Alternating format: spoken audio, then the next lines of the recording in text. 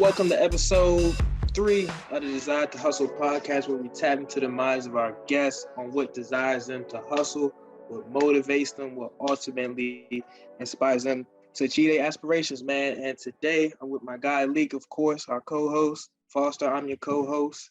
And today's guest, man, inspirational one, man. He's straight from the DMV, so that's even better, man. So I'm really glad to have this guy on. I told Leek this, as soon as I saw his story, I was like, bro, we gotta have him on. We got to have him on. Yeah, and just to find out he was the DMV connection, man, was there. I was real happy. So definitely elated to have my man Rehan on today. How you doing, bro? Man, I'm good, dog. Man, thanks for having me on, both of you. Much love. Yes, sir. No problem, brother. Most definitely. So yeah, today we're gonna start it off. Like I was telling you before, I'm big on letting people tell their own story, and then I don't want to say the wrong things and say what's not your true story. And I know you're big on telling your story, man. So I'm gonna go ahead and let you tell a little bit of your story and who you are. Much love, dude. Just to kind of kick it off and kind of give y'all like the more simplified version, but and ask any questions y'all want in between. But the whole thing about me going viral, right? Essentially, it was based on the fact that people were impressed that I was a sanitation worker who ended up making his way to like Harvard Law School, right? Right. Yeah. And, so it was kind of like interesting because, again, I was raised by a single father, and I have an older brother. And growing up, it was pretty tough because my mom left at a very young age, and that was a crazy thing in itself. But after she left, we were going through like really hard times. I'm talking like extreme poverty. We're talking about don't have access to heat. Our house got messed up, so like there was a lot of mold in it growing up. Electricity was out most of the time, barely had any food. And so obviously I didn't do well in school. So that was pretty much like the motif of my life, just not doing well in school and trying to make ends meet on the way. And at some point, I remember in 7th grade, I will never forget it. It was during the winter and I was super cold one night. And the next morning I had a test. It was 7th grade. I came in, I got like a 20% on it. And then my teacher tried to utilize that as an example of why I belong in special education. He said, like, he compared my brain to a jammed cabinet. He said, we put the information in, but like Rehan doesn't have the ability to open it back up. I'm like, dang. Oh, wow. Yeah. I'm like, y'all, I'm just cold and hungry. You know what I'm saying? I'm like, what? So again, people didn't really think much of me at the time. And I was a really good fighter though. And I remember I won national tournaments across the country. I went like a whole like 8 to 9 years without losing one time. And skipping forward, it's right before graduation, 2014. I have a double shoulder injury, and then I can't turn pro. I can't keep fighting. And really, I just know that my fighting career is going just downhill. So I have to go work for this trash company. I said, all right, I got denied by every college I applied to. My GPA was like almost, maybe it was like a 2.0. It might have been less than a 2.0. But I remember my SAT score was a 1040 out of 2,400. So it was horrible. It was horrible. So I go to work at the sanitation company. Dudes are like, why are you here? You're only 18. I said, I don't got nothing else to do. I want to help my dad provide whatever. And long story short, they end up convincing me to go to school and connect me with the guy from Bowie State. And the guy took me under his wing and I become a 4.0 student. So like 180, things are going great. I decided to transfer to UMB to go to like a school that had more resources. And then my dad has a stroke that same right when I transfer, probably about like one semester in. And so I have this option like, hey, do I end up dropping out and just taking care of the house, or vice versa? Do I let the house go and just do well in school and graduate? I said, I'll just do both. So every morning I'd wake up in the morning, I'd go to work from like 5 a.m. to 9 a.m., go to school from like 10 to 3 p.m. And then from like 4 to 8 or 4 to 7, I'll finish out the day and go back to work. And then I would go study. And despite all that, I was still speaker of the class. I was the guy who gave the graduation in front of like those thousands of kids, and things worked out. What the story did leave out is right after that happened, I became extremely ill. And like everyone thought I was dying. I went from 150 pounds to 120. And I was literally down. I was like couch ridden because I couldn't really walk well. I didn't have the like strength to walk upstairs. Again, I was just like really sick. And the problem was I couldn't afford healthcare. I had to go to a research hospital. I couldn't afford that. I was already getting like negative marks from like past like medical bills. And so like we just kind of accepted the fact that I was kind of withering away and there was nothing we could do about it. Because then we couldn't even make the co-pays to even get me the treatment that I needed. So with that being said, I will never forget it. My cousin came in when I was on the couch. This is gonna sound cold, but like it was a cold truth, I should say. Right. He said, dude, like you may be dying, and like I don't mean to sound rude, but there's nothing we could foreseeably do about that. But maybe you can try to do something to at least try to give it your last, like, go out on your shield, like try to find a way to do something to make this work. And it's, that kind of sucked, being that sick, all you kind of want is like a hug and somebody to pat you on your back, Right. But I had somebody tell me, you're dying. Yeah, like, it's nothing we can do. Like you just dying. Nothing you can. Right. And so what I decided was, I remembered because my plan was to go to law school anyway. Mm-hmm. I just wanted to work a couple years and make sure my dad was fine before I left. I just wanted to make sure we were like economically like stable. Right. But I didn't have that option anymore. My dad had to choose between getting me food and paying the mortgage. So we were missing our mortgage payments just because he was buying me food. It was like horrible. And so I said, screw it, man. I said, screw it. I'll try to get to a hospital by getting into the best law school that I can get into. Right. So I started studying for the LSAT. And by the way, this is bad. Like just picture somebody who weighs like 120 pounds. Actually, I was 117 pounds.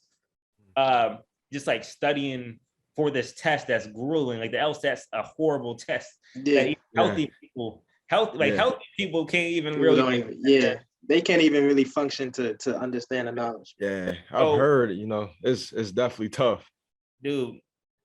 Yeah, man, I don't want that smoke no more. But my cousin would come over and like hold this cold towel over the back of my neck to stop me from thinking of my nausea, so I could focus on the test, which was crazy. So I studied for a long time, got a good score, skip forward, and then I get into Harvard Law School, right? And then that's when my life kind of changes forever. And it was ironic because the way that the story kind of got painted was more so, I was a trash man.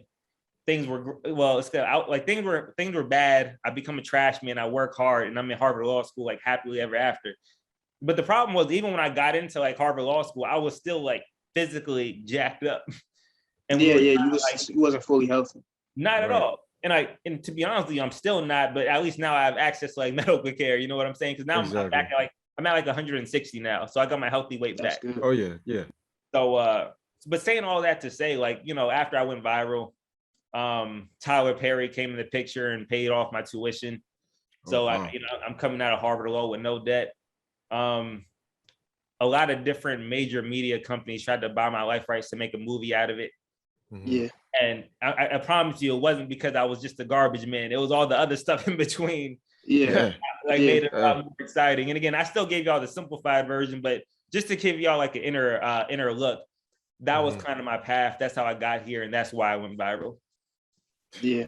Wow, man. Yeah, wow. That's an amazing story, man. Amazing. And that's why I love this podcast. And before we even started this podcast and me and Lee came together, we wanted to create something that was real, that was just transparent, that was just straightforward, nothing, basically no mess around. And so to understand, for you to give your true story of how it really went down, and not this fable that the media comes into and tries to switch the story around and all these other things, that's truly 100, bro. And I give props, I give blessings to you, man, for coming through that. That's nothing easy people can come through. I mean, I speak on this, and Leak knows this. I'm a type 1 diabetic, but my challenges compared to what you had to go through was nothing, man. And it's tough. Man. It's all around tough when we have these health disabilities, but it's just something God gave us with to fight, and he gave it to us for a reason. My grandmother told me 100%, dog. And I just want to just quickly say, what's worse or what's not worse. I mean, I don't typically know, but the one thing I do know is that we all got our own path, So going through our own individual battles, regardless if we're comparing it to others, dude, it's at the end of the day, it's just hard. You know what I'm saying? Yeah. So even you going through you know, going through like just individually speaking, man, like again, you know, it's all just rough out here. You feel me?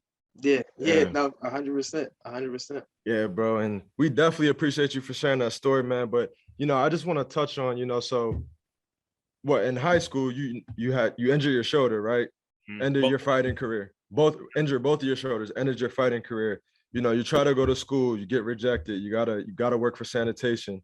And you just had, man, a lot of adversity going on, you know, early on in your life, man. You know, what really got you through that adversity? Because, man, I mean, here you are today, Harvard Law, you're probably going to graduate and get a great job, you know, going from, you know, on your deathbed pretty much to here you are, a successful young Black man, you know, like, what did that take? Like, walk us through that.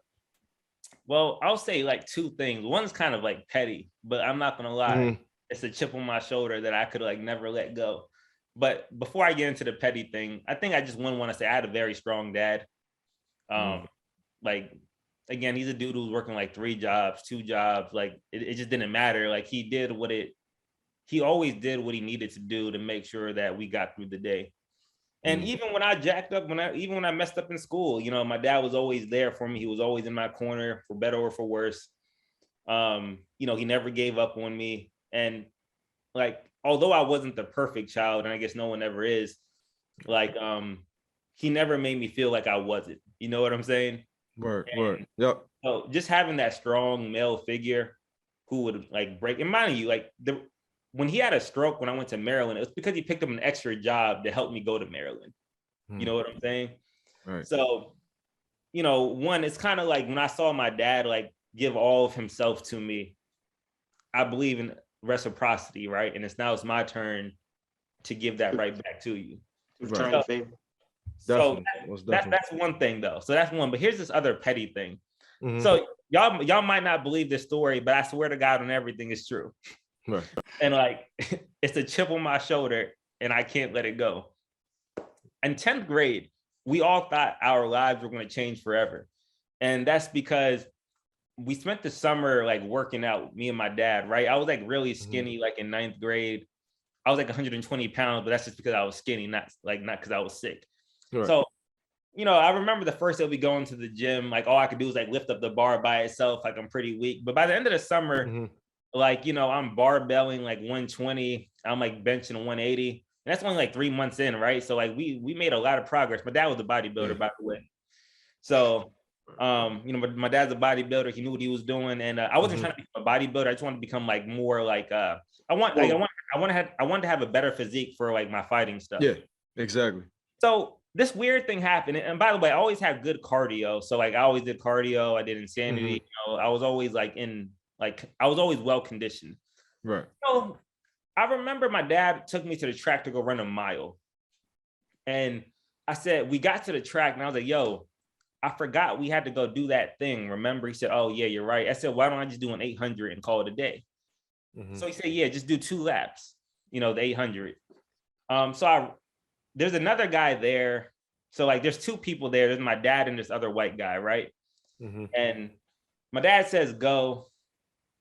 And I'm like, yo, did you say go? He said, yes, go. So I start running, right? I finished the 800 and they're both like looking at me and I'm like, what? Like, you know, what are y'all looking at? Yeah. And so I ran on 1 minute and 52 seconds. Like I ran in 1 minute and 52 seconds. The reason why that's significant is the state record was 157. Yeah, I was about to say. Yeah. That's wild. In addition to that, I want to point out, I didn't have on cleats. I had on a pair of 993s. I had on you had on New Balances? I had on New Balances. Yeah, and that's crazy. I had on gray sweatpants. True DMV story right there. DMV story right there. Yeah, you already know, bro. The New Balance it is. Anybody from DMV culture, y'all know New Balances, 992s, 993s, 991s, the gray pair. You gotta have them. But more so, just saying, I also had on gray sweatpants. I didn't have on shorts, and I had on a black sweater. So I was also weighted down. And also remember, I started like 2 seconds late because he said go, and I said, yo, did you say go? And I'm like, oh, yeah. Then I ran. Right.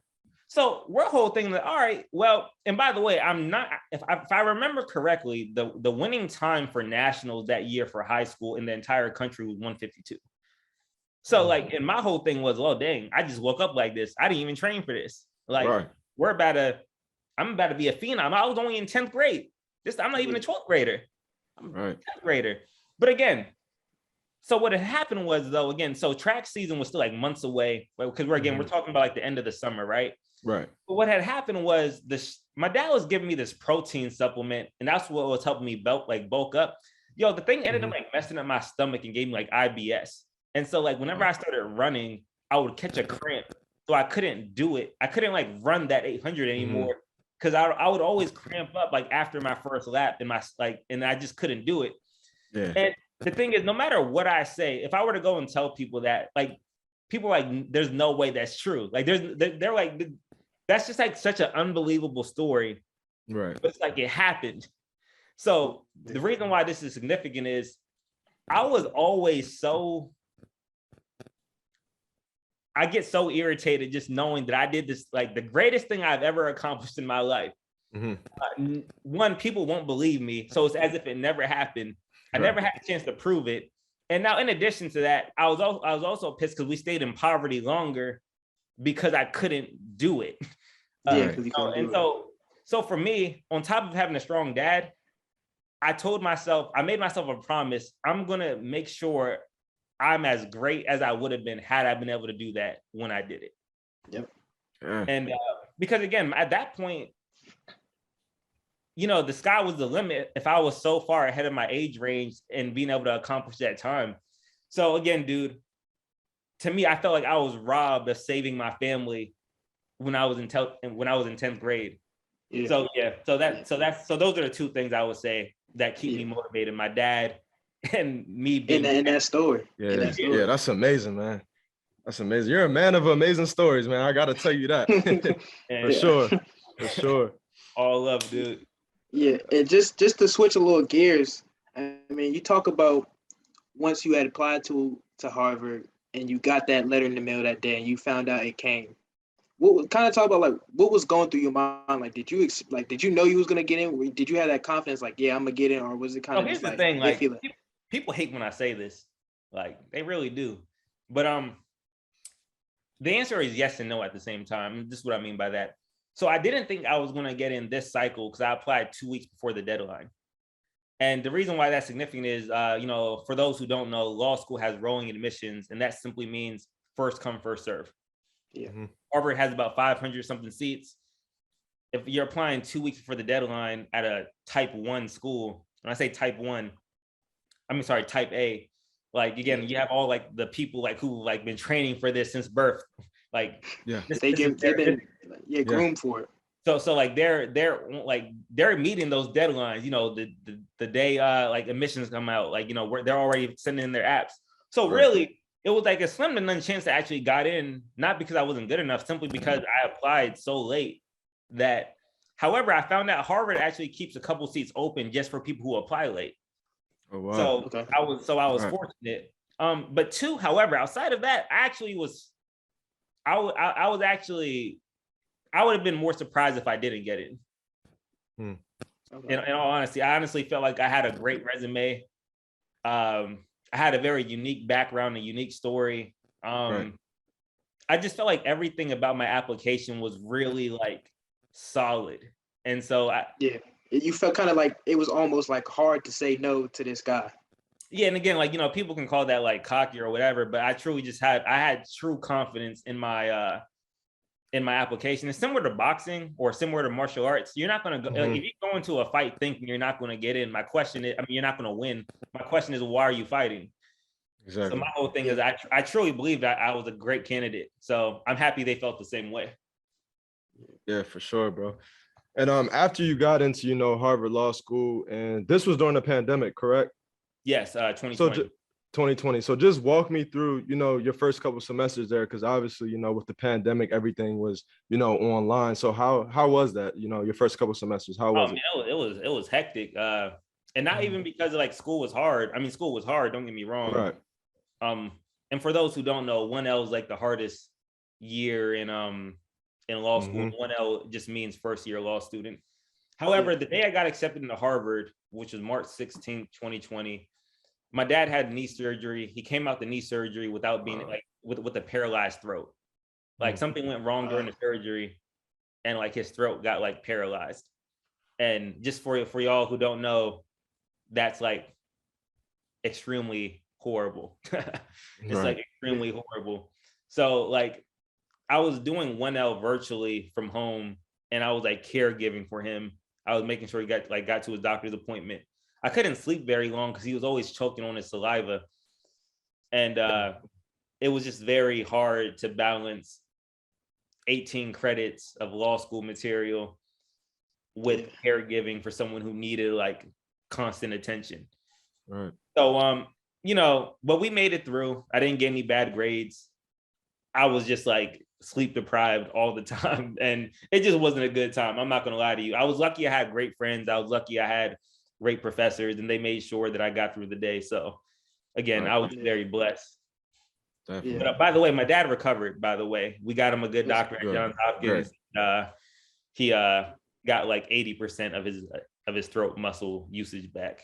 Great. That's great. That's a blessing. That's a blessing, man. And just being on that topic of family, I mean, talk about how that just strengthened your relationship, not only with your dad, but with your brothers too. I know you said you had a few brothers too. How did that? How did y'all just come together at that time to get through that? You know, it's just kind of like anything else, dude. I mean, to me, I always kind of felt like we're doing the same thing just at a different time. So like, you know, like just to even kind of take it back a little bit, you know, back when we were struggling as kids, you know, all we ever did was lean on each other, you know, like I had my brother. I have one brother, by the way, an older brother. And then it's just my dad. And so even in that time, you know, he was down. My brother and I do the best we can to kind of make sure everything keeps on like running and moving. And bro, by the way, I don't even know if our relationship can get stronger. You know what I'm saying? I feel like we're at this feeling where if like something goes wrong, what I can tell you is this: when something goes wrong, we're going to be there to hold each other down for it, right? And again, we're going to be selfless for each other, and that's the type of family we are. And my dad set that precedent way before, so we were just lucky that he did that, and that's why, again, we always hold each other down. Yeah, that's dope. That's dope. Yeah, I can definitely relate to that too. Yeah, for sure. Family is definitely important, brother. But here we are. You know, you're at Harvard Law right now. What are your plans? You know, after graduation, because you graduate next year, right? Yep, class of 2023. Yep, 2023. So it's coming up soon, brother. So what are your plans? You know, after you graduate from Harvard Law? To be honest with you, dude, it's up in the air. I mean, we have again, like a lot of movie companies tried to buy my life rights, major ones. And you know, maybe I'll do something in that regard and take it like advantage of those resources. Maybe I'm doing a lot of sports law stuff. Okay. So far I've been at the NBA Players Association. In addition, I was at I'm at MLB currently. So maybe I'll go down a sports path, or maybe I'll do what everyone else does, and that's go to a big law firm. But to be honest with you, man, I'm kind of just rolling with the punches right now. I don't have like a strong plan in mind, but I think if I can get into the sports world, I think I'd be very pleased with that outcome. Yeah. Would you want to do something with boxing? Because obviously, you know, you came up with boxing. Not at all. Not at all. Not at all. Not at all. It's like that's like a whole different type. Like, you know, being a fighter is one thing. Being on the business side of that, it's like the Wild West, man. It's a very different type of business. I don't have the heart for it. Yeah, gotcha. So I mean, you talk about, you know, your father obviously being a big role model to you in life. I mean, what are some of the other idols that you came up saying, okay, this dude really inspires me, or this guy, I want to be like this guy when I get older? Definitely, like probably like two people, right? One is a person I don't know, and that's Muhammad Ali. Like, I don't know him personally, obviously, rest in peace. And you know, for me, to me, he was like the true man of the people, right? And everything that I always did, I always wanted to make sure that my community saw me and them whenever I did anything, right? Because again, I always have like this, I have these 7 principles: truth, justice, righteousness, balance, harmony, order, and reciprocity. And saying that to say, although I always kind of credit my dad for, you know, like making me, I also credit my community, right? I credit the DMV, I credit the sanitation guys, I credit my neighbors. And to me, it's kind of like, I feel as though I'm a manifestation of every individual who decided to pour into me. And so for that, I always wanted to make sure I did my due diligence and pay that back in everything that I do. So Muhammad Ali was like a great example of that for me personally. So from him, so like I always said, yo, I hope by the time I die that like my community recognized me as somebody who really put my best foot forward by them, you know? Secondly, there was this dude named Patrick Bob. He was actually my boss. I didn't mention to you guys, so I was going through like the story kind of quickly. When I got sick, I actually went to a Starbucks at some point when I stopped getting, so let me say this. When I was sick, there were like these months where I just really couldn't do too much of anything. But then I stopped getting worse and I was able to like kind of go out a little bit. But again, I'm still this guy that's 120 pounds, kind of just walking around. Yeah. Like it wasn't pretty. But I met this lady at a Starbucks. She complimented the barista. I told her, wow, that was a really like beautiful thing you said to her. That was like really kind. The lady was like, fascinated with me. And then like a couple of days later, I got offered a job as a management consultant, despite me being in horrible health. And that's how I actually helped save my house from foreclosure. So I met this guy there. His name is Patrick Bob. He was the CEO. He was the COO of the company. He actually took me under his wing, and he didn't care that I was unhealthy. He didn't care that I wasn't healthy. All he cared about that I was like a kind dude, and he also cared that I was a like pretty hard worker.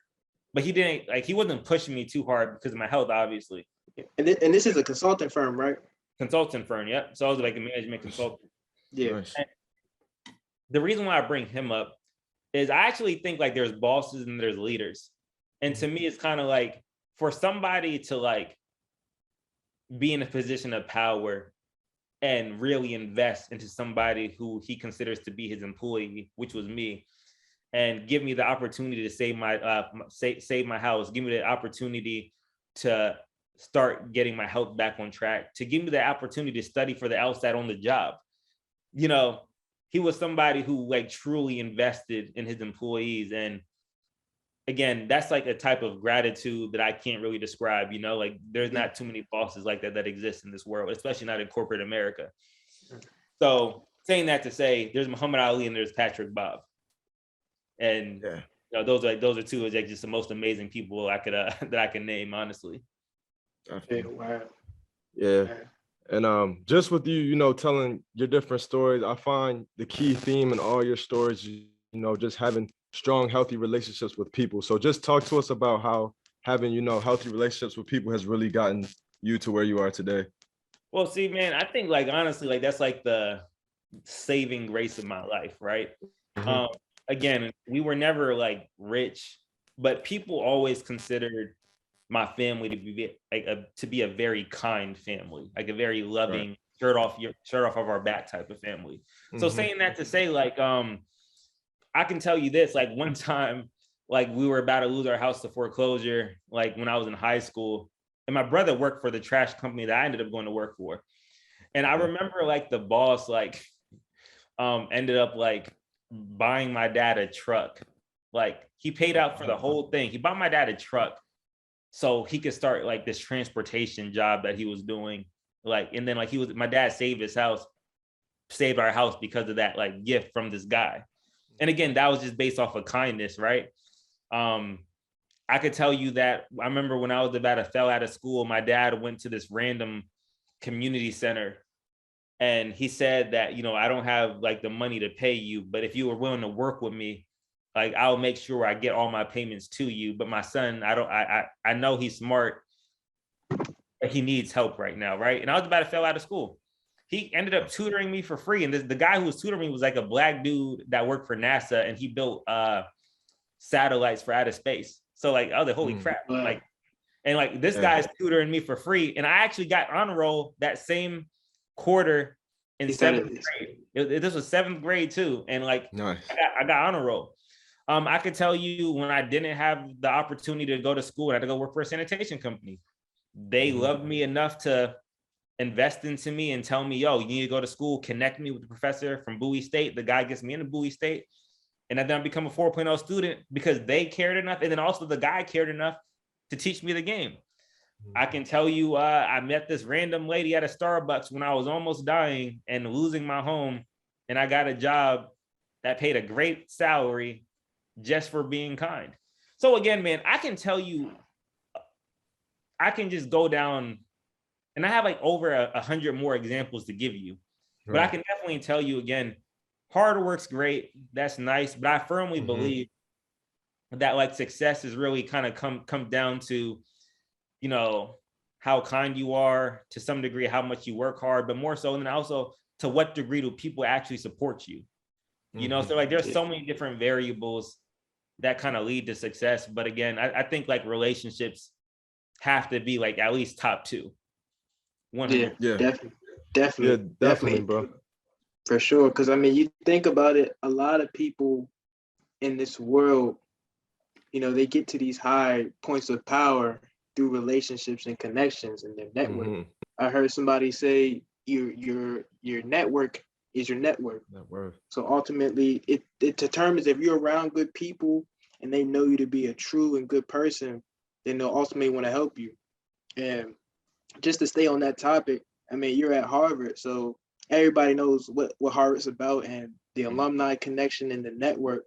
So, I mean, the possibilities for you are endless, but just kind of talk about how that network of Harvard has helped you, or if you met somebody that since you've been there that's helped you already.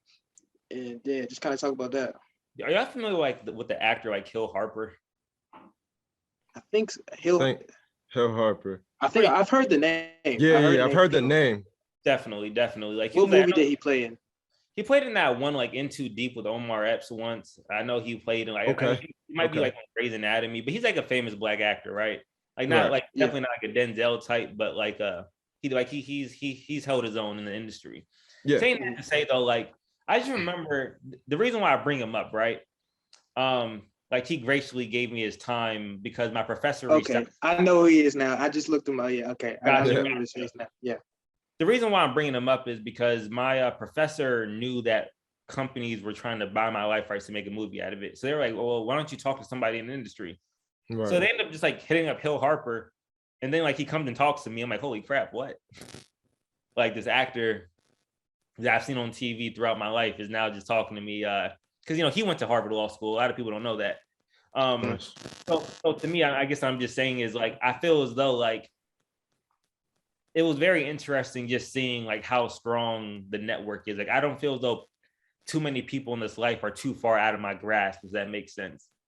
Yeah. And again, like that's the only reason like why, again, people go to these different schools, right? I mean, like the education is pretty much the same wherever you go to some degree, but really it's just more so the resources and the network. And I got to see that firsthand. Again, I got to like meet a famous actor just because my professor asked him to talk to me. Yeah, that's crazy. Like, okay, I was like, dang. Yeah.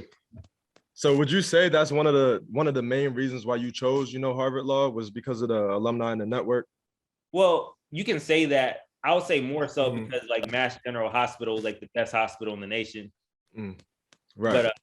But technically, like let's pretend UCLA or USC had the best hospital. I would have went there. Right.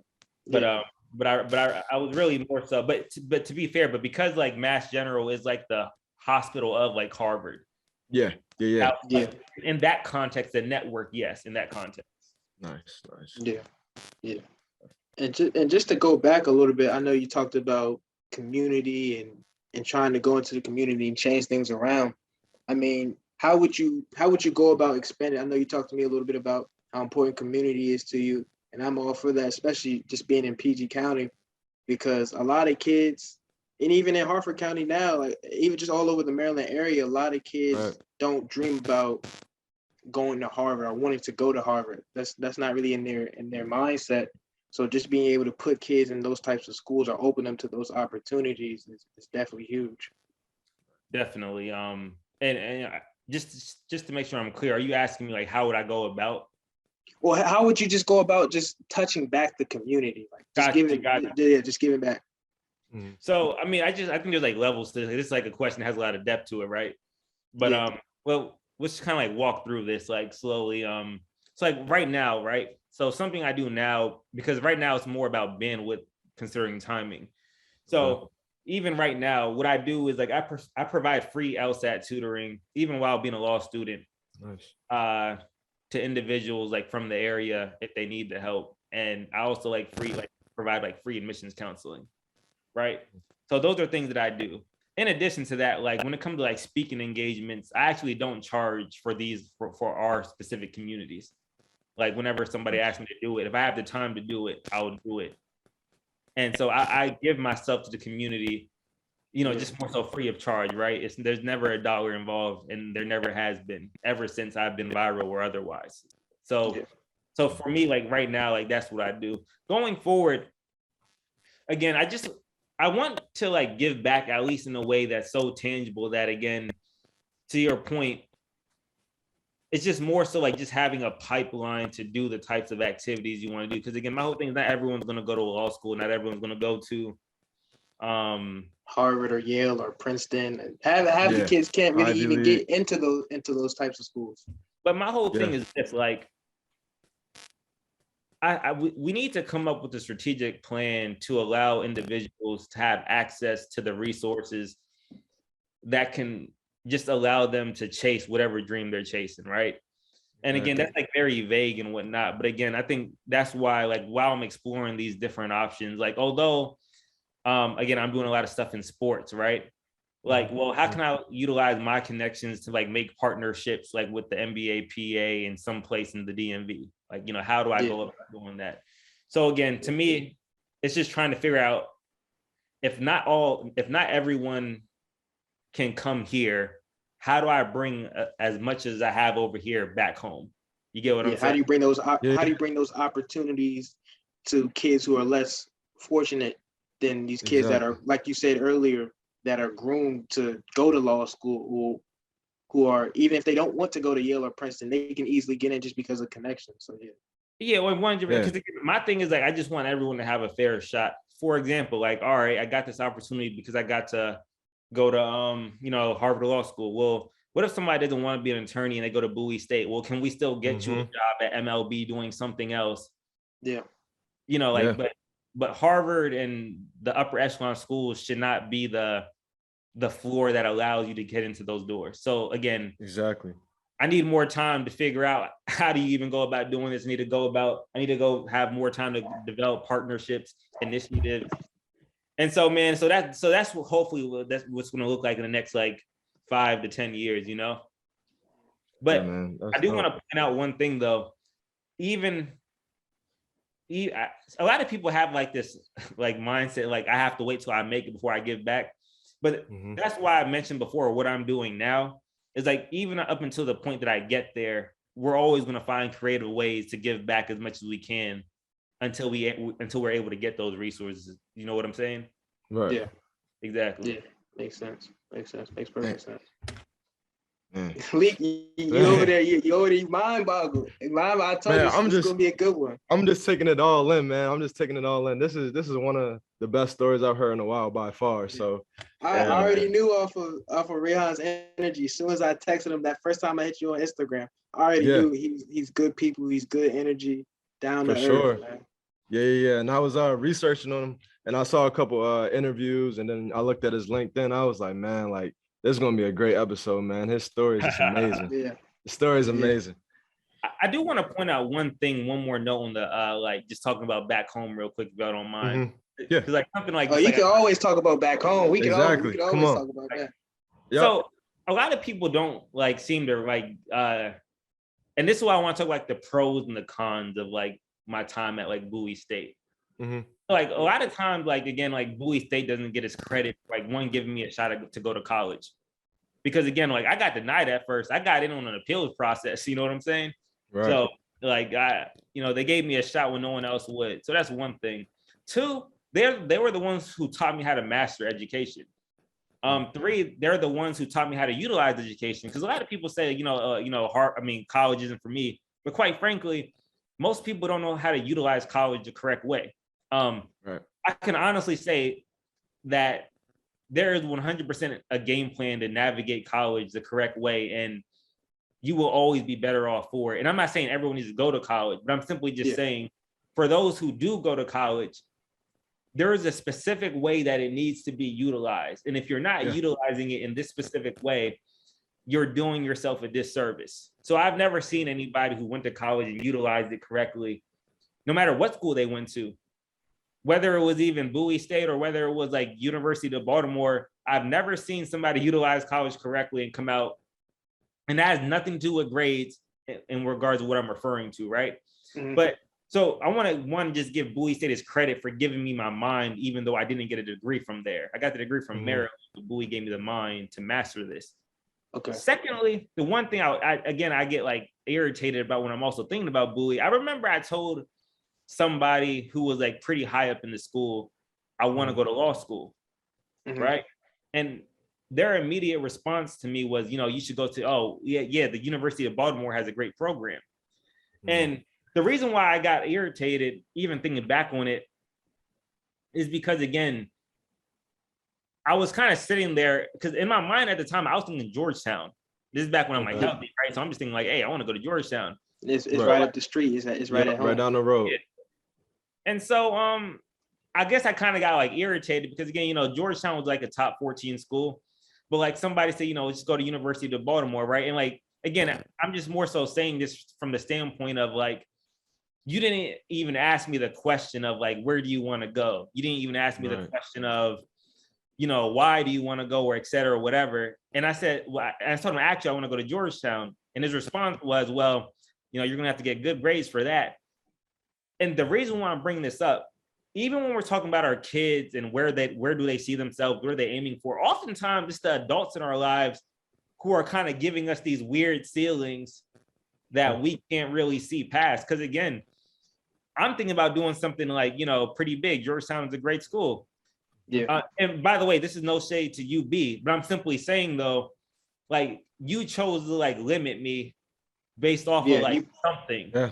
And I didn't understand what that something was. But again, we do that in our communities all the time. Whether it's a kid saying, I want to make it to the NBA, whether it's a kid saying, I want to become an astronaut. Like, adults have a tendency to kind of put it out. Definitely. Yeah. Definitely. And a lot of times it's just them putting their, I guess you can say their expectations or their limits of their own self upon you. A lot of times it's that. And you see it a lot of times because people talk about it. Yeah. It don't even have to be just your parents. It can be other people.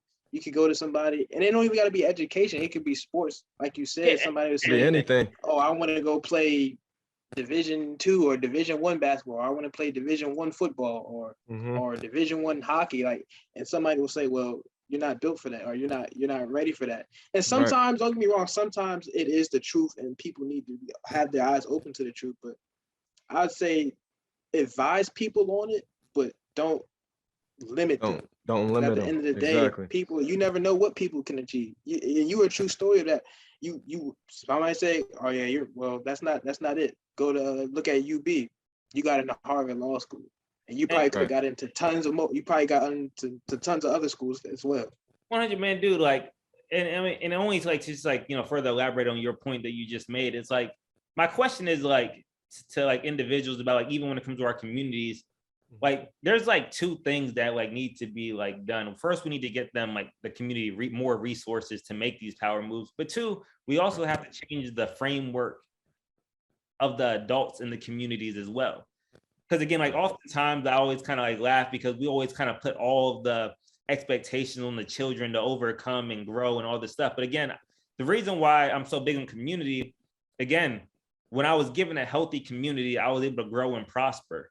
The only reason why I decided to aim for Harvard was because when I transferred to Maryland, before I did it, I told my mentor, yo, I got into UMD. I wonder if I could have gotten to Johns Hopkins. And he said, oh yeah, you could have. And also, if you would have done it, you would be in there right now. And so in that moment, I specifically said, wow, I'm gonna get into Harvard Law School. I promise that's how the conversation went. Somebody told me I could have gotten to Johns Hopkins. And so my mind said, why stop there? And again, I see most dreams die in children simply because the adults in their community went out of their way to crush those dreams. And to your point again, to me, it's not about, all right, if somebody said, sometimes maybe the adult is right? Maybe they are, who knows? My whole thing to them is more so than even advising, inquire and try to understand why these kids are saying what they're saying. Why are they dreaming what they're dreaming? And just help them grow in their dreams. Because even if you help them grow in their dreams, and even if they don't make it, they can find something else and at least feel supported even in their failures. So again, my whole thing is not just giving the community resources, but I really want to change the paradigm and how we think and look at each other and talk to each other. So yeah, most definitely. Yeah, I definitely think, you know, the elders in our community definitely, you know, put limits on people. But there was one story I'll never forget in high school. Obviously I go to Holy Cross, which is a really good school. And I was talking to a college counselor, and I was like, yeah, you know, College of the Holy Cross is really interested in me. I'm thinking about going there. And then she looked at me like shockingly, like, really? Like, Holy Cross? And, you know, she kind of scoffed at me. So I will always remember that, like, wow, like, I mean, here I am, 4.0 student in high school, you know, I'm doing great for myself, a pretty good football player, and you still look at me this way, you still limit me, which is crazy. So, you know, I feel like that definitely has to change, man. And I feel like it's definitely killing a lot of dreams out here. So I'm glad that you brought that up. Nah, man, much love, dude. And by the way, congrats to you as well, man. That's really appreciate big. It. Likewise. But I guess, like, to me, bro, like, again, I think the only thing I get really annoyed of, man, like, it just it grinds your gears. Yeah, it grinds my gears. It's like, again, like, we have like again, people always like find like a way to, like, especially like when it comes to our generation, right? I mean, like, when it comes to our generation, even in the generation like under us, right? My whole thing is this. One, I am also, by the way, I'm not like, you know, like downing our elders 100%, right? Because again, at the end of the day, my elders allowed me to accomplish these things, but I'm just also saying that there's other parts to this game where I'm like, dude, like, if y'all feel this way about us and those who are coming, like, you know, even after us, like, first of all, who made us, right? Like, you know what I'm saying? We're coming from y'all, right? Right. And secondly, it's more so like, I guess I just never understood, like, you know, you can either choose to build or you can choose to destroy, right? And you're never doing, it's never neutral. It's always one or the other. Right. And so I just never understood, why is this even a question, or why is this even a phenomenon? I mean, don't get me wrong, I understand why it exists, but I think it's time to rethink on how we go about treating each other. No, 100%. Because if you look at history and you look back to Black history when we were all uplifting each other, just look at the city in Oklahoma, the famous Black city, that it was all Black ran, Black owned businesses, Black money, and it was generating crazy revenue. Revenue. The Black Wall Street. Yep. And it was just crazy to just when even people read the story and learn about the story, how successful we were as just a small community in a small town in the Midwest, and it was just all destroyed.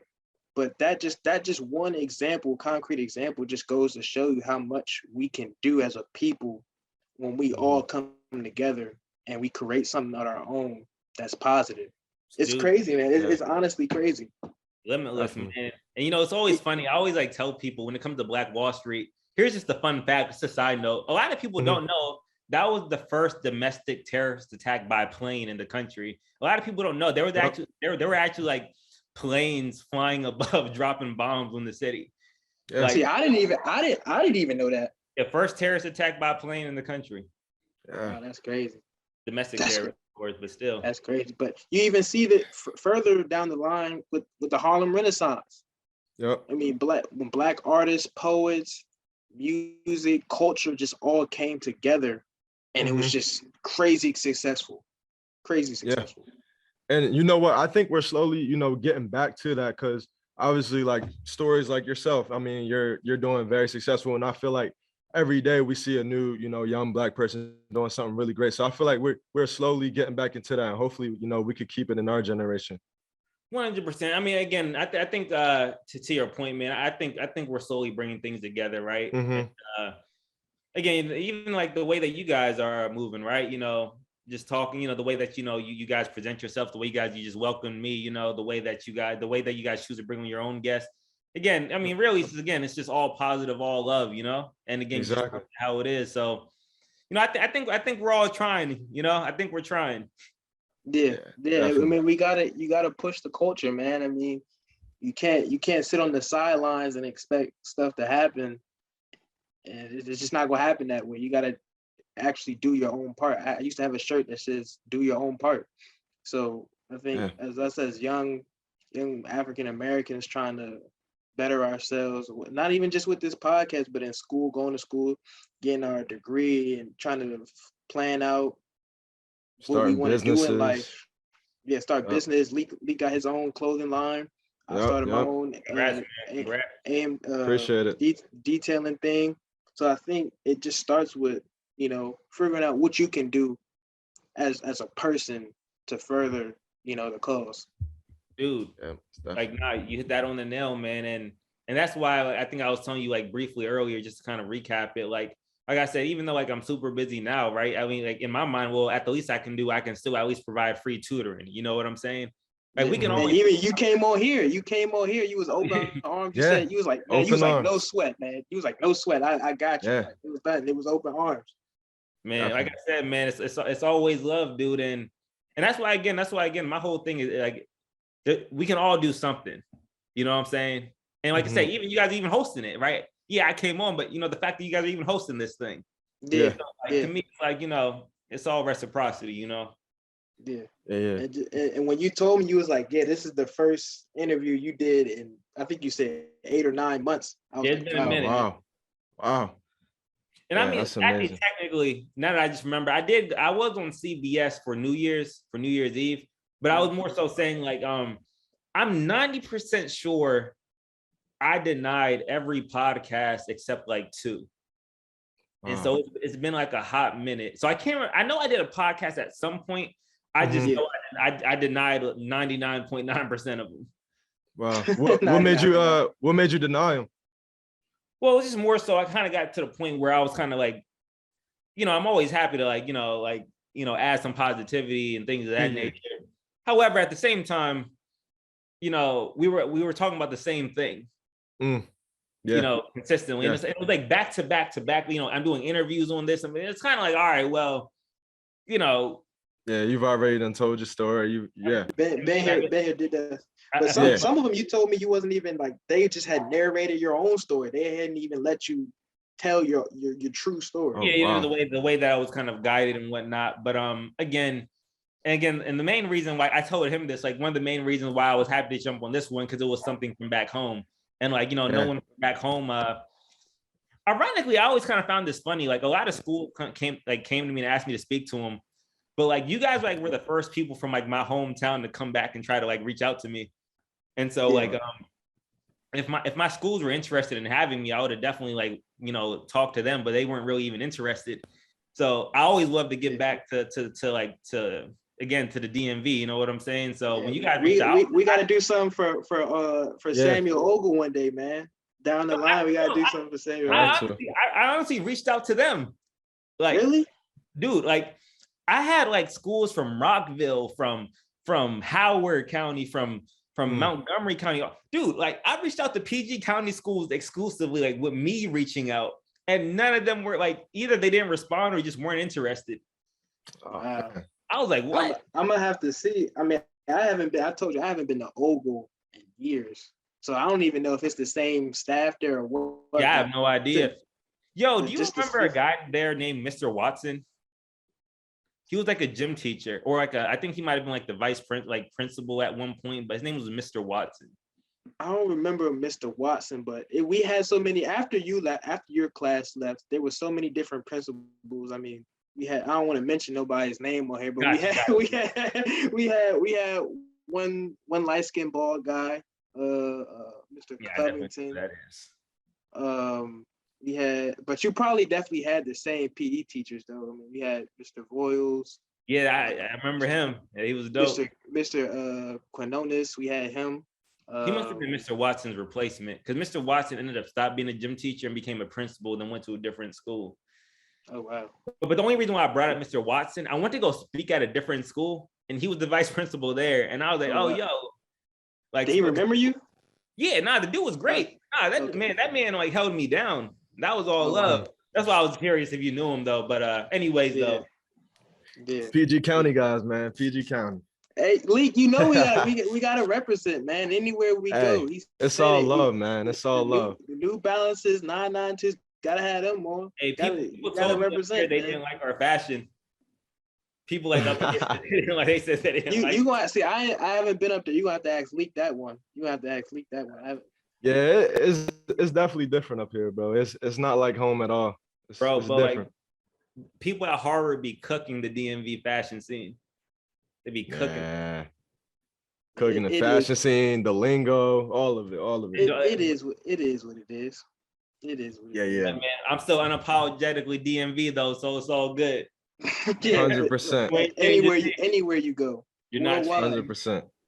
Well, look, Rehan, I was going to ask one more question. Yeah, just the last one. Yeah, for sure. I was able to meet with a CEO earlier this week of a technology company. I'm not gonna mention his name, but hopefully he'll be watching this. Good friend, good dude, real down to earth. One of the most down to earth people I had a chance to connect with. But he asked me. Well, he told me he asks this thing to his clients, his customers, when he's meeting with them, and it really stuck with me this whole week. And the question was, how do you measure success?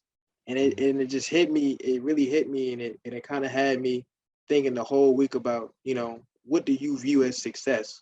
What do you define as success? So if you just answer that last one, man, we'll let you go. Gotcha. There's a Booker T. Washington quote that I always loved. I'm gonna butcher it, but like you'll get the sentiment. It's kind of like don't judge success. Don't judge success by how far you went, but judge success by the hills that you had to climb. Right. And so to me, it's kind of like, as long as you bettered your life, despite the obstacles that were in front of it, regardless of how severe or not severe they were, like, I think that's how I kind of judge it. Like your starting place, what was your goal? What did you have to overcome to get there? And really, to me, that's just how I kind of measure it, man. Yeah. So if you would lead the people with one gem, that's one thing we do. That's how we end it. You gotta leave us with one gem, man, that you can give to the people for them to take home. Yo, can I say like one more thing? Yeah. Go ahead. Go ahead. Yep. I'll say like the most important gem in my opinion is I always have like two philosophies. And I think like these are two philosophies that almost everyone should adopt. Okay. One, don't be afraid and also embrace riding in the back seat. Like a lot of people always want to be the driver. Everybody always wants to be like the number one. Right. And to me, like I learned how to get to this place and run the stuff that I'm running, like handle what I'm handling by being humble enough to learn from others and just shutting up and just learning from others by riding in the back seat. And again, people like have this tendency to just like want to really be the face of everything. I'm like, bro, like your time's going to come. And if you do right, the people are going to want you to shine when it's your turn. But be humble and be ready. Just be fine with being in the back seat at sometimes. Secondly, like always run your own race. Like always. That's huge. When you start comparing yourself to others, that's like when you start to like ruin your own blessings. Because again, you're running a race that wasn't even meant for you. So comparison is the ultimate stealer of joy. Yep. Comparison is a thief of all joy. Yep. That's the one. So those are two philosophies I live by in my everyday life. For sure. But look, Rehan, man, we appreciate your time. This has been amazing, episode to our podcast, man. So just thank you so much for coming on here. We know you're a very busy man, so it means a lot for you to come on here and just speak with us and speak to the people. For everybody out there watching, thank you so much for the support, man. We appreciate it. Remember to follow all of our Instagrams. We'll have all of our socials below. Follow Rehan, connect with him on LinkedIn. Just definitely tag everybody. Yeah, definitely tag everybody. Just continue to follow up with us, man. And until next time, man, we appreciate you, Rehan. Many blessings. All love, guys. 100%. Thank you. Keep on representing the DMV, man. That's all it is. Definitely. And we'll be in touch, man. With you being up here in Boston, we'll definitely be in touch, man. We gotta get together, have a conversation for sure. Definitely. We definitely gotta plan that out. Yep. Yo. Yes, sir.